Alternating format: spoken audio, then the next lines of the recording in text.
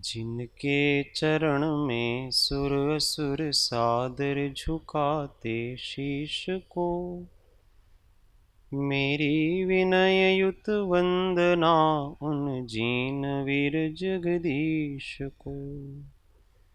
मेरी विनय युत वंदना उन जीन वीर जगदीश को। महादेव्या कुक्षिरत्नम शब्दजीतर्वात्मजं राजचन्द्रमहं वन्दे तत्त्वलोचनदायकं प्रभुतत्त्वलोचनदायकम्। परात्पर गुरुवे नमः। परम्पराचार्य गुरुवे नमः। परम गुरुवे नमः। साक्षात् प्रत्यक्ष सद्गुरुवे नमो नमः।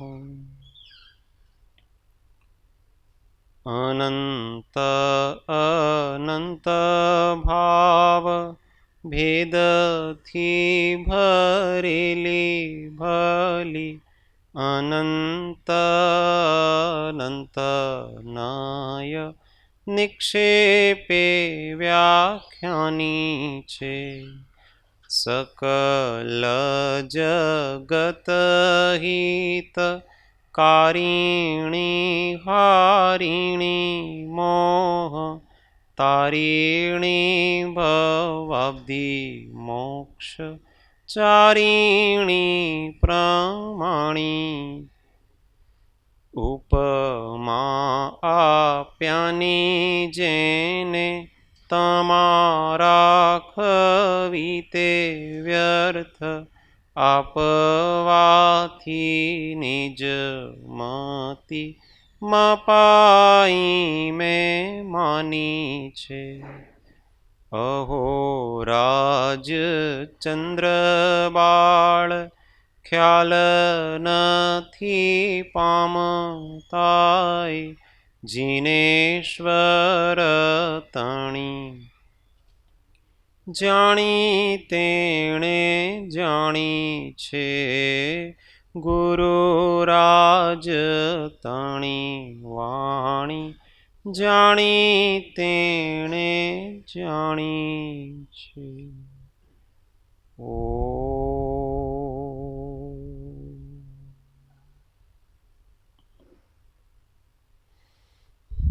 जय सद्गुरु वंदन। जय जय।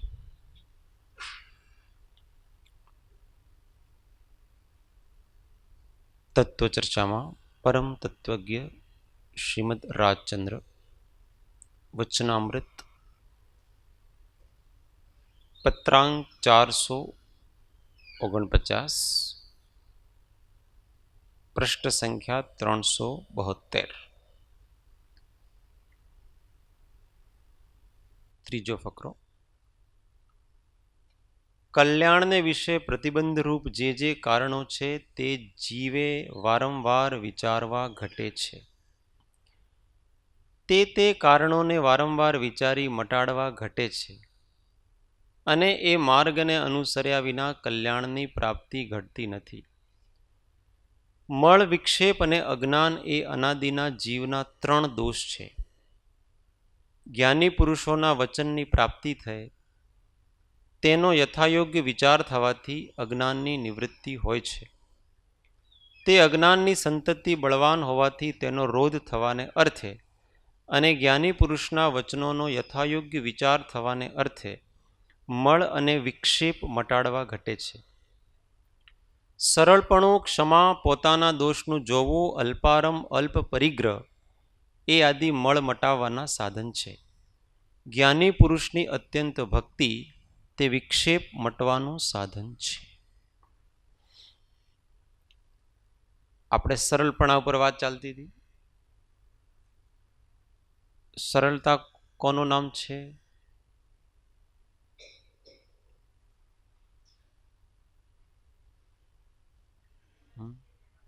यस, આપણે જેવા છીએ તેવો સ્વીકાર કરવો એનું નામ સરળ. આપણે કેવા છીએ? હવે બીજો પ્રશ્ન છે ને, આપણે કેવા છીએ?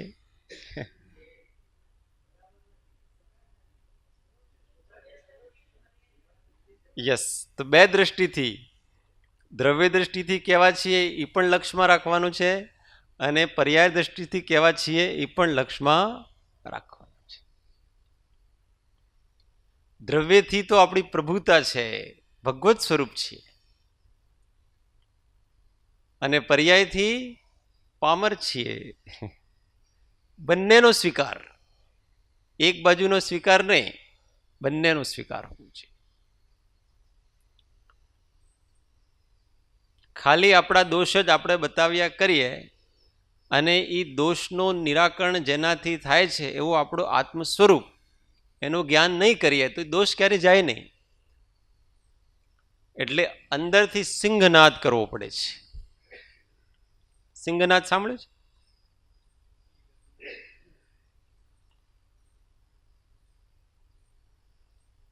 પેલા સિંહનું બચ્ચું ઘેટા સાથે મળી ગયું,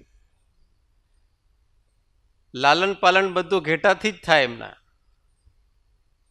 પછી કોઈ દિવસે કોઈ સિંહ આવ્યો ને દાડે, એટલે પેલા બધા ઘેટા ભાગે એટલે એના સાથે સાથે એ પણ ભાગે. પેલો કે ભાઈ તું કહાં જા રહા હૈ, તું શેર કા બચ્ચા હૈ? ના ના સાहब, હું ક્યાં શેર, હું તો ઘેટો છું.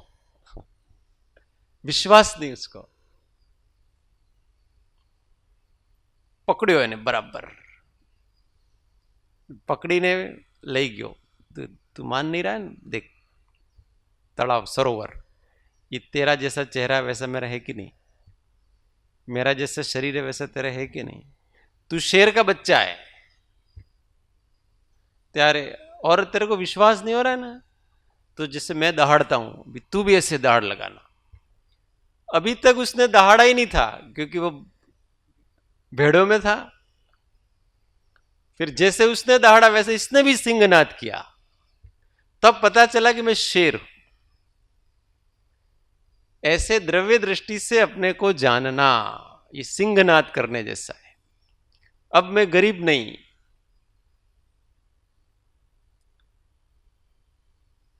ऐसा विश्वास हो गया कि अब मैं गरीब, मेरे अंदर बहुत खजाना है, पर अभी क्या है, छुपा हुआ है. दादाजी कही गया છે, घरने नीचे છે ने घणું બધું છે, अभी निकाला नहीं है इतना मालूम पड़ा, और वो ऐसे ऐसे करके चलता है कि मेरे पास 1 करोड़ रुपया है, अभी तो उसके हाथ में आया ही नहीं है. इसका नाम सिंहनाद कहलाता है. एक बार मेरा स्वरूप ऐसा है वो पता पड़ना, तो उसको भी स्वीकार करना ऐसा हो, और अपनी पर्याय की कमजोरी को भी स्वीकार करना कि भाई मुझे अभी ऐसा, वो निकालना है वहां से खोद करके. वो तो मेहनत अपने को ही करनी पड़ेगी. दादाजी तो सब छुपा करके रख के गए हैं, पर निकालने का काम तो अपने को ही करना है ना. ऐसे गुरु ने तो अपने को सब बता दिया है कि यहाँ ऐसा है, वहां ऐसा है, अंदर छुपा हुआ है, पर निकालना तो अपने.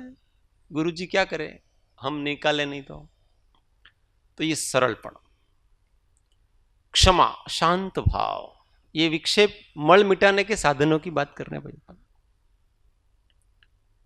क्षमा, शांत भाव, जिसको जो करना है वो करे, मेरे प्रति भी दूसरों के प्रति भी.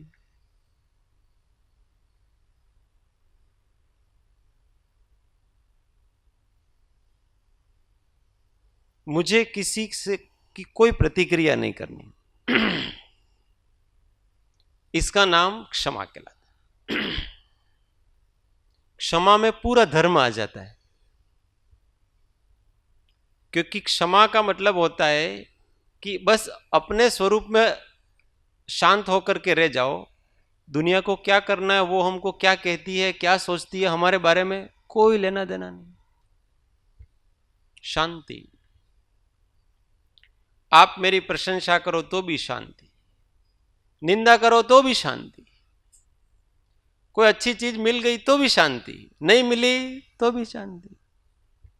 शांति ही शांति है, इसका नाम क्षमा कहलाता। ऐसा नहीं किसी ने अपराध किया तो हमने इसको जा क्षमा किया, इसका नाम क्षमा नहीं है। अंदर शांति रखना कि बोलने की भी जरूरत नहीं है, क्षमा देने कहां बोलने की जरूरत है अपने को, तुम्हारा मेरे ऊपर कोई असर ही नहीं है, इसका नाम क्षमा है। जगत के जीवों का, जगत के प्रसंगों का, जगत की वस्तुओं का हमारे ऊपर कोई प्रभाव नहीं पड़ता, हम जैसे हैं वैसे रहते, शांत।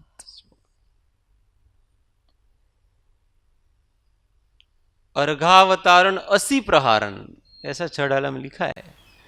कोई अर्घ लेके पूजा करता है तो भी शांत, और कोई 80 प्रहार तलवार लेकर के मारता है तो भी शांत।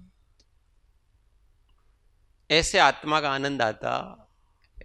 आत्मा का आनंद लेना है तो क्षमा। પોતાના દોષનું જોવું,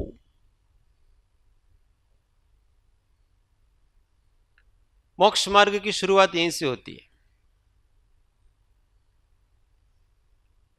जब तक इस प्रकार की बुद्धि इस जीव को नहीं होती है, दृढ़ता नहीं आती है कि मेरे साथ जो जो भी हो रहा है उसका मूल कारण मैं ही हूं,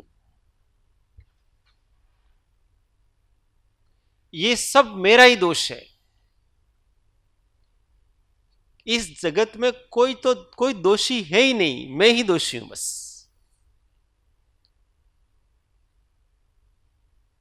ना पण पेलो व्यवहारથી કેવું પડે ને, अपने व्यवहार में बहुत उलझे हुए।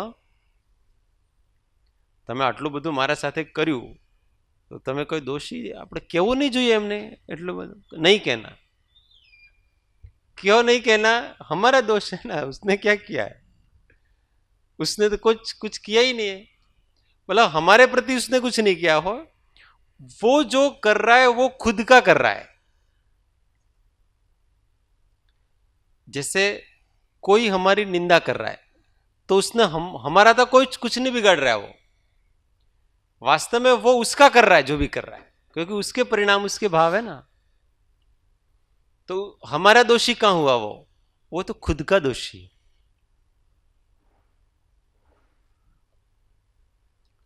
इसलिए ऐसा दृढ़ निर्णय, અમે કર્મ બાંધ્યા છે માટે અમારો दोष છે, कुछ भी हो।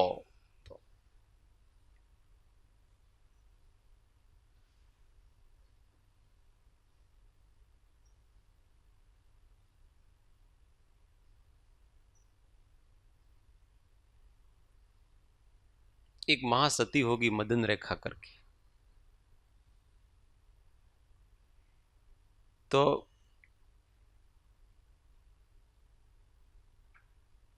राजा का छोटा भाई, उससे उसका विवाह हुआ।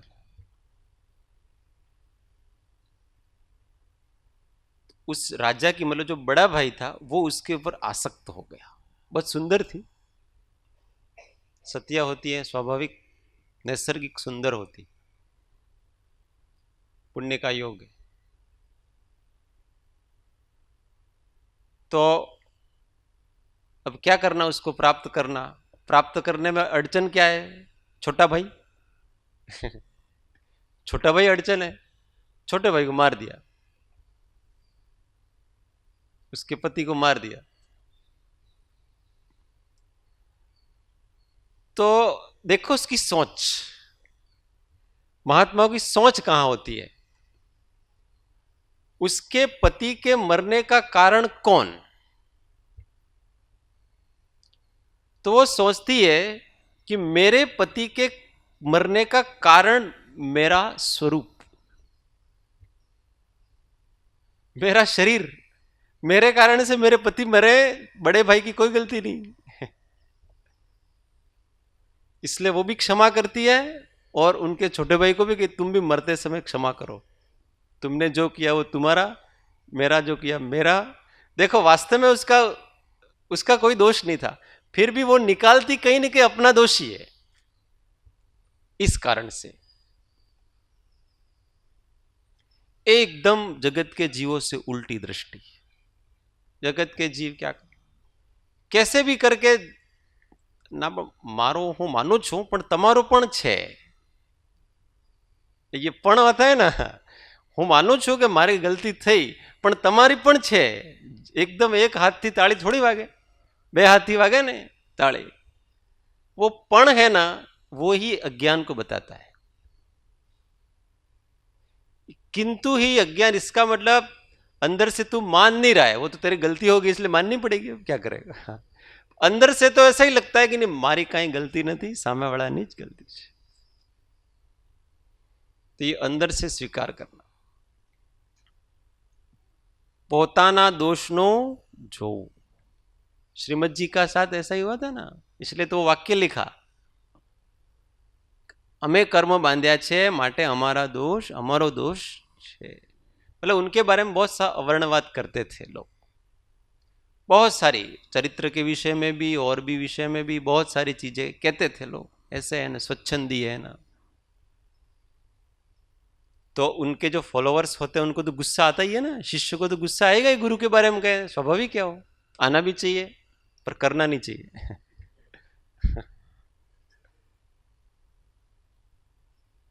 तो वे उनको बहुत तो उन लोगों को हम ऐसे समझाएंगे ना ऐसे करेंगे ना वैसे करेंगे तो उनका कुछ नहीं करना भाई उनका कोई दोष नहीं है ये हमारे हैं हम उसको भुगतेंगे और हमको लगते कहाँ है पहली बात ज्ञानी को कोई लगता ही नहीं है ज्ञानी के शरीर को कोई घात करे तो उसको असर नहीं पड़ता तो दूर से आ रही आवाजें कहां पता पड़ेगी उसको दूर से आ रहा अवर्णवाद कहां पता पड़ेगा उसको कोई असर नहीं है जिसको जो बोलना है बोले तो अपना दोष अल्पारंभ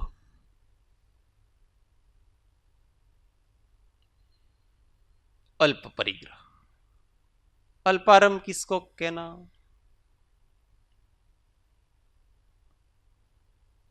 जितना जीने के लिए आवश्यक है उतने ही काम करना इससे अधिक काम नहीं करना अल्प आरंभ जो भी हम आजीविका के लिए करते हैं तो जीने के लिए कितना जरूरी है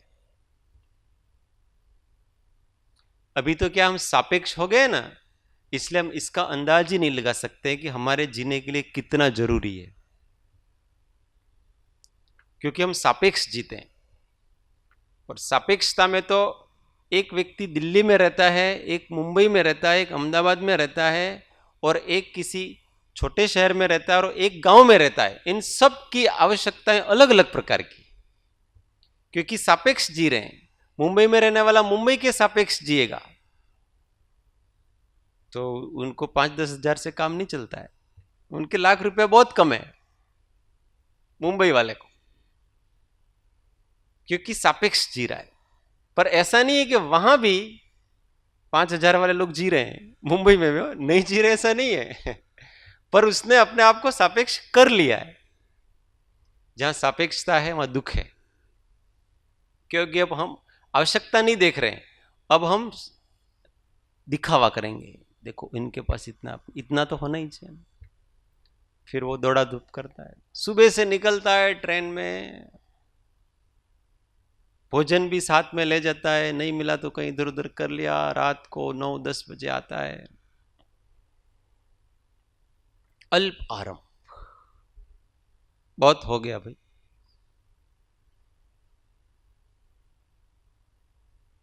तो जिसको वास्तव में आत्म सुख चाहिए उसको हो गया बहुत कर लिया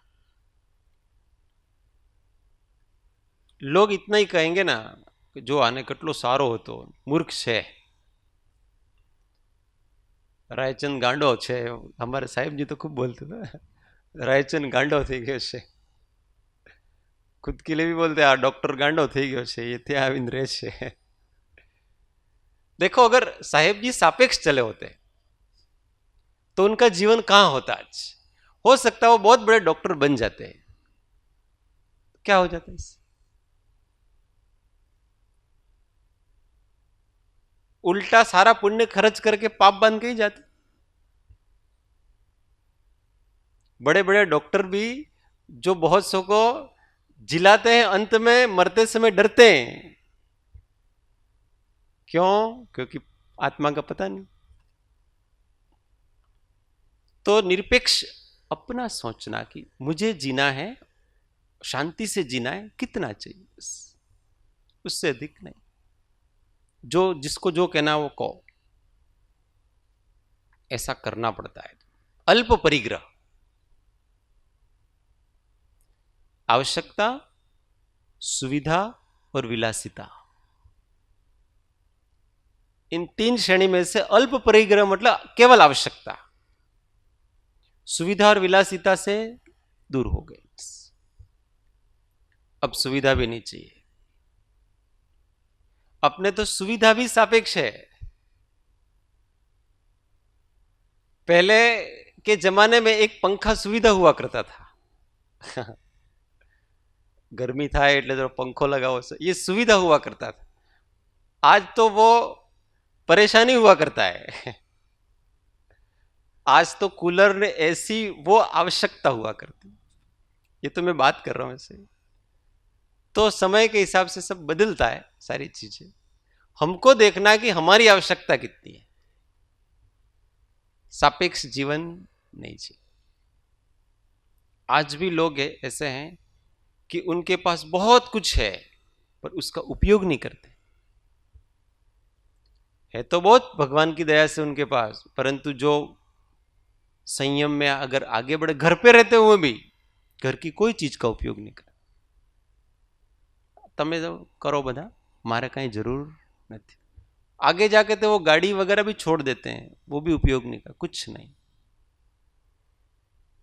है। इसका अर्थ ये थोड़ी कि सबका उपयोग करना। पुण्य के वृक्ष पर लगते हैं ये फल सारे, और उपभोग करो उन फलों का तो वो पाप का बीज बोते हैं। पुण्य, ये धर्म के, ये पुण्य है वो धर्म पूर्वक तो मिलता है, धर्म वृक्ष है, परंतु उन भोगों को अगर हम उपभोग करो तो वो फिर पाप का बीज बोते हैं। इसलिए उपभोग करने के लिए नहीं है वो सारी चीज। आवश्यकता अनुसार उसका दोहन कर लेना चाहिए। अल्प परिग्रह એ આદિ મળ મટાવવાના સાધન છે। મળ मतलब विकार।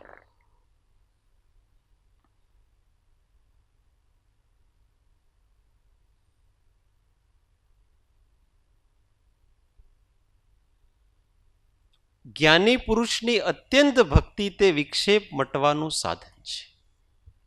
अब तीसरा आया विक्षेप। विक्षेप का क्या स्वरूप बताया था, કોને ખ્યાલ છે? विक्षेप એટલે શું?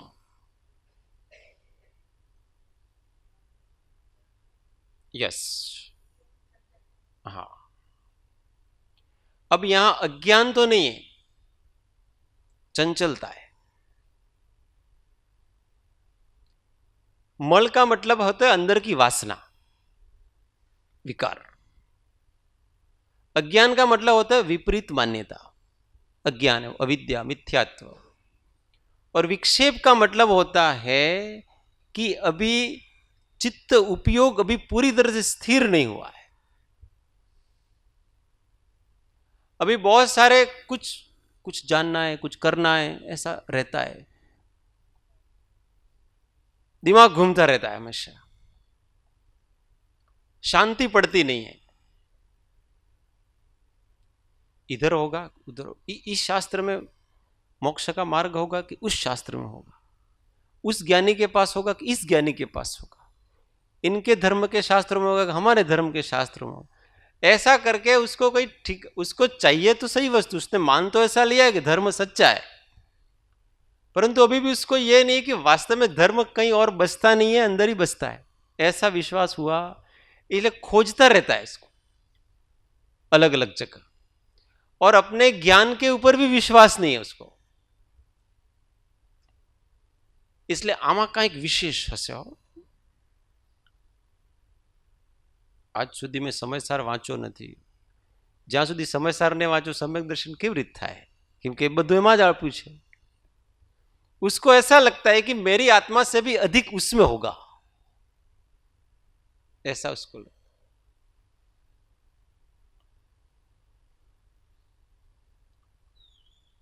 तो क्या करना?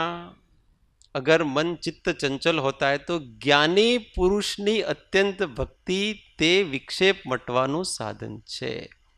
अगर यथार्थ निर्णय होने के बाद भी मन भटकता है तो कोई पण एक सत्पुरुष ने शोध અને તેના ગમે તેવા વચનમાં विश्वास कर और उनकी आज्ञा मान. अब एक निष्ठा हो गई. ये पॉइंट सबसे कीमती चीज है जीवन में. किसी को पकड़ लो और पकड़ करके एक मेक हो जाओ.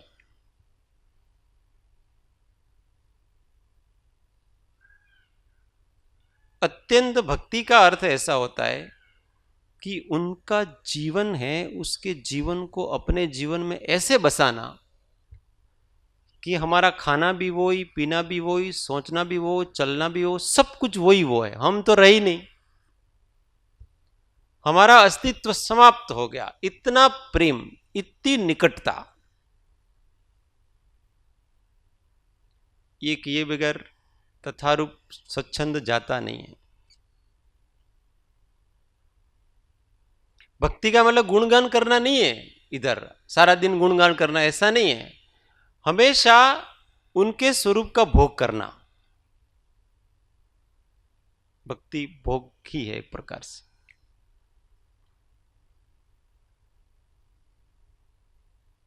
तो जब हम ध्यान में बैठते हैं तो कौन ध्यान करता है? मैं ध्यान नहीं करता. मेरे गुरु कैसा ध्यान करते हैं, ये दृष्टि, उनका विचार. भोजन करने बैठते हैं तो भोजन कौन करता है? मेरे गुरु कैसे करते थे. किसी प्रसंग में वो कैसे सोचते थे, वो हमेशा कैसे रहते थे.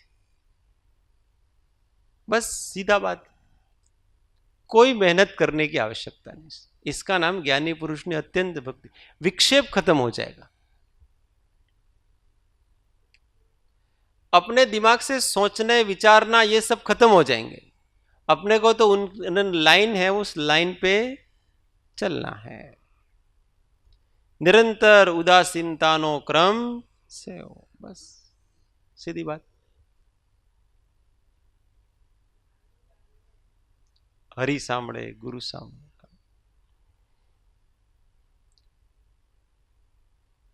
देखो, परिणमन हमारी योग्यता के हिसाब से ही होगा.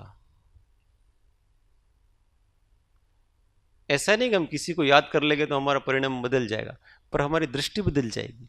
उस दृष्टि से फिर परिणमन भी बदलेगा धीमे धीमे. कम से कम दृष्टि तो जागी, अब परिणाम भी बदलेंगे. ये मल जाएगा तो परिणाम बदलेंगे. विक्षेप गया तो मल जाने में कितनी देर लगेगी, दृष्टि आ गई. हमेशा शांत रहना. बस हमारे गुरु ने हमको कहा है कि हर परिस्थिति में शांति उपादेय है.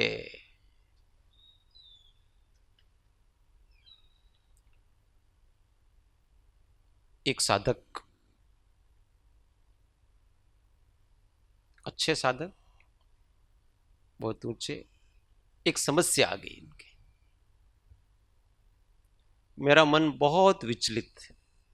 उनका क्या हुआ? आपको कोई शारीरिक तकलीफ है और कुछ तकलीफ ना, मेरे कुछ तकलीफ. पर एक व्यक्ति ऐसा कहता है कि तुम्हारे जो गुरु है ना, तुम जिसको गुरु मानते हो वो झूठे हैं.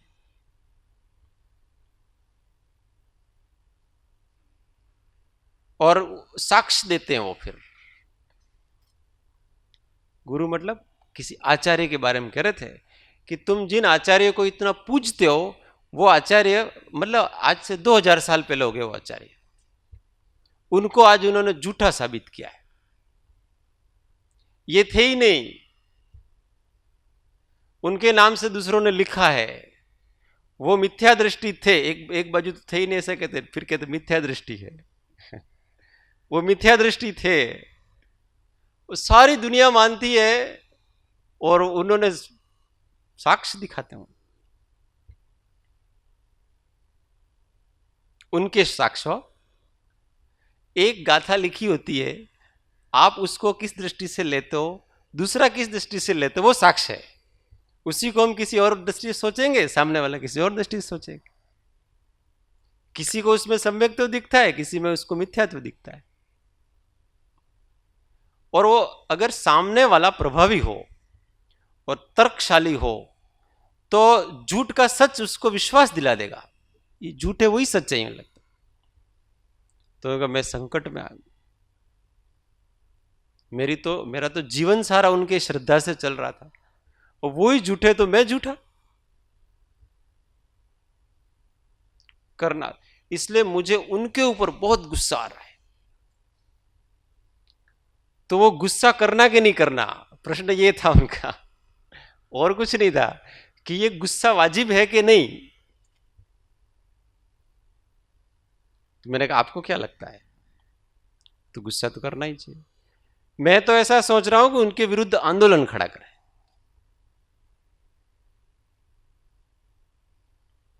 तो आप सोच रहे हो, पर जो उस सोच से शांति होगी कि अशांति होगी वो सोच लेना। आपके सोचने में कोई दिक्कत नहीं। आपके गुरु आपको क्या सिखा के गए, शांति सिखा के गए कि अशांति सिखा के गए? भाई हमेशा शांति बनाए रखना ऐसा सिखा के गए कि नहीं संघर्ष करो हम तुम्हारे साथ, ऐसा सिखा के? कोई भी वितरागी संत ऐसा नहीं सिखाएगा। आपस में लड़ना, संघर्ष करना, प्रतिस्पर्धा करना, आंदोलन करना, ये काम है ही नहीं अपना। ये दुनियादारी वाले लोगों का काम है, आंदोलन करना वगैरह। सत्य और असत्य की लड़ाई नहीं, क्या सत्य और असत्य की लड़ाई? सत्य शांत होता है, वो अपने आप स्वयं प्रकाशित है, उसको किसी को बताने की जरूरत थोड़ी कि मैं सत्य हूं।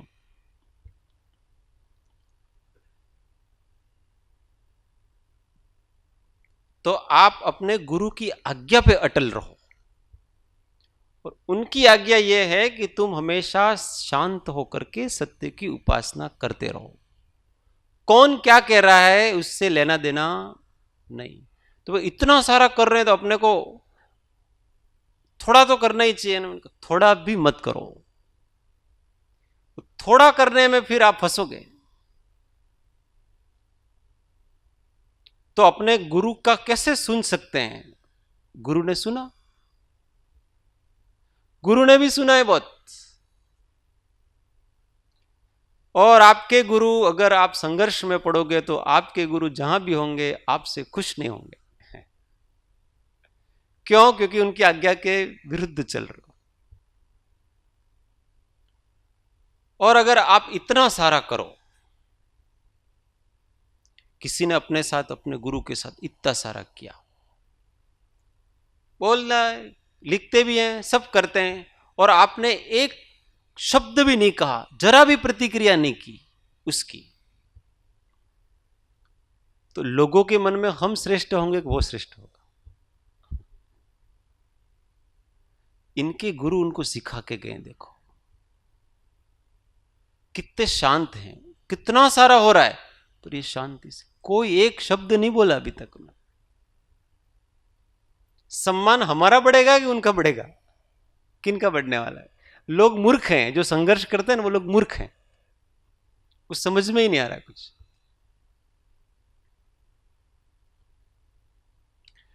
योगान योग, कल एक दो भाई आए थे, ये तो प्रसंग निकल गया, शांत रहने का कितना असर होता है।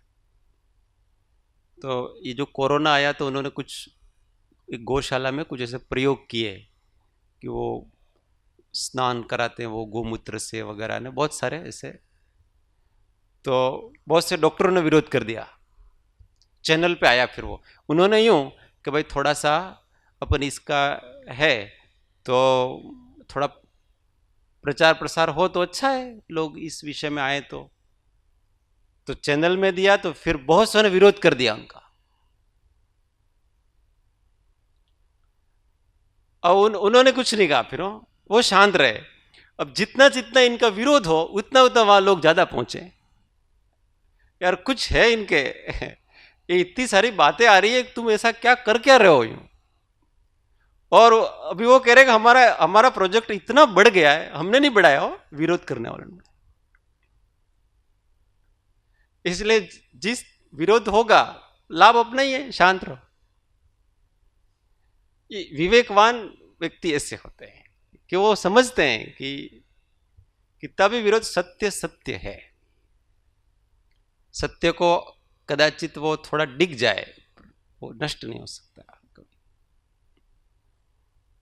જ્ઞાની પુરુષની અત્યંત ભક્તિ તે વિક્ષેપ મટવાનું સાધન છે। अपने गुरु ने जो कहा है उस पर अडिग रहो, ये सिखा कर गए। दुनिया जिस दिशा में जाती हो जाने दो, अपने गुरु की बात पकड़ करके रखो कि हमको ये मार्ग दे गए हैं, ऐसे रहना, इस प्रकार से करना। बस गुरु को इतना पता नहीं होगा कि आने वाला समय कैसा होगा, तो आने वाले समय में किस प्रकार से तुमको करना, ये सब पता है। फिर भी वो एक लाइन बना के गए कि अपने इतना इतना ही करना, इस प्रकार से करना, इसको नहीं छोड़ना, ये बराबर पकड़े रहना। वो शबरी थे, शबरी, उसको पागल समझते थे। 18 साल की थी उस समय से वो राम राम रटना कर रही थी। लोग कहते कि तेरे राम कब आएंगे, तो उनका मेरे गुरु कह गए आएंगे एक दिन। और 81 साल की हुई तब उनके गुरु आए हैं। कभी कभी हम क्या है कि बाहर के वातावरण से अपने गुरु का बताया हुआ मार्ग है, उस मार्ग से हम च्युत हो जाते हैं। क्या रहा, आज तो समय बदलायो छो, એટલે આપણે સમયના અનુસાર ચાલવું પડે। अभी थोड़ा मॉडिफाइड करना पड़ेगा सब चीज। परमार्थ मॉडिफाइड होता ही नहीं कभी। बाहर की चीजें मॉडिफाइड करो, उसमें कोई दिक्कत नहीं है। परमार्थ मॉडिफाइड नहीं होता है कभी, वो जैसा है वैसा। और परमार्थ के साधन भी जैसे हैं वैसे ही हैं। परमार्थ और परमार्थ के साधन ये दोनों कभी बदलते नहीं है, क्योंकि साधन साध्य संबंध है उन दोनों का। तो ऐसा नहीं कि वर्तमान में कलिकाल आ गया है इसलिए बिना स्वाध्याय किए भी हो जाएगा काम, बिना ध्यान किए हो जाएगा काम, बिना भक्ति किए हो जाएगा काम। ये थोड़ा कम करना। अभी काल बदल गया ना, लोग पसंद ही नहीं करते हैं। लोग पसंद नहीं करते तो क्यों करना, तो कि लोगों के लिए कर रहे हैं, हम अपने लिए कर रहे हैं। गुरु की बताई हुई लाइन चेंज नहीं करना। यह है ज्ञानी पुरुष ने અત્યંત ભક્તિ તે વિક્ષેપ મટવાનું સાધન છે। कभी कभी होता है ऐसा, साधक है, साधक दशा में वो दुनिया में लोग कितने आगे बढ़ रहे हैं, पीछे रह गए। अविश्वास, किसके ऊपर अविश्वास है? ये गुरु के ऊपर अविश्वास कर रहे हैं। जिसको जहां जाना है जाए, मेरे ज्ञान ध्यान और तप नहीं छोड़ेंगे हम, और उन्होंने जैसा बताया वैसा ही करेंगे। दुनिया की चकाचौंध में हम फंसेंगे नहीं, ये दृढ़ता, इसका नाम है ज्ञानी। तो विक्षेपित नहीं होगा मन, संकल्प विकल्प होंगे ही नहीं। संकल्प विकल्प इसलिए होंगे कि ज्ञानी की बात पर, उसके मार्ग पर थोड़ा थोड़ा अविश्वास होने लगा है। आ काल में तो कहीं जुदो मार्ग होवो જોઈએ, अलग नहीं होता। हर काल में मार्ग एक ही प्रकार का।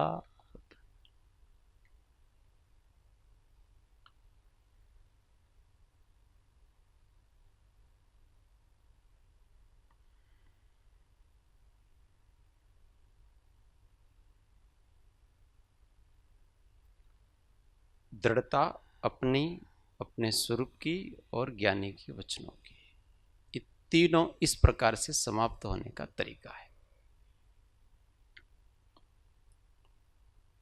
पहला दोष कौन सा?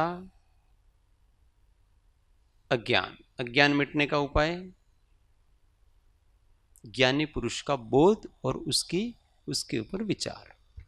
दूसरा दोष कौन सा है? विक्षेप।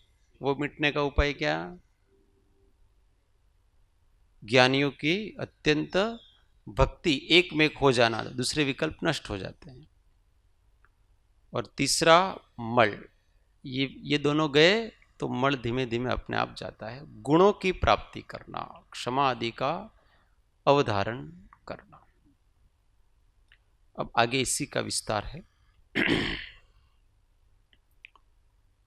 ओ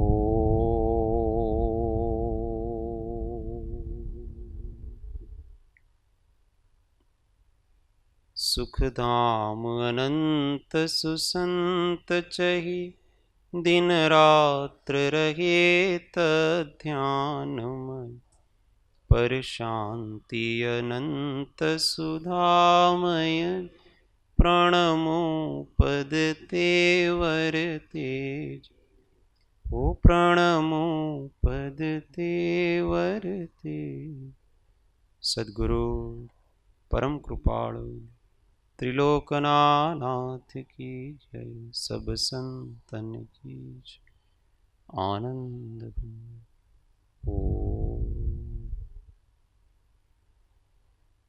सूत्र सौ साथे। हूँ आत्मा छूँ, आपनो सेवक छूँ, सौनो मित्र छूँ। हूँ आत्मा छूँ, आपनो सेवक छूँ, सौनो मित्र छूँ। हूँ आत्मा छूँ, आपनो सेवक छूँ, सौनो मित्र छूँ।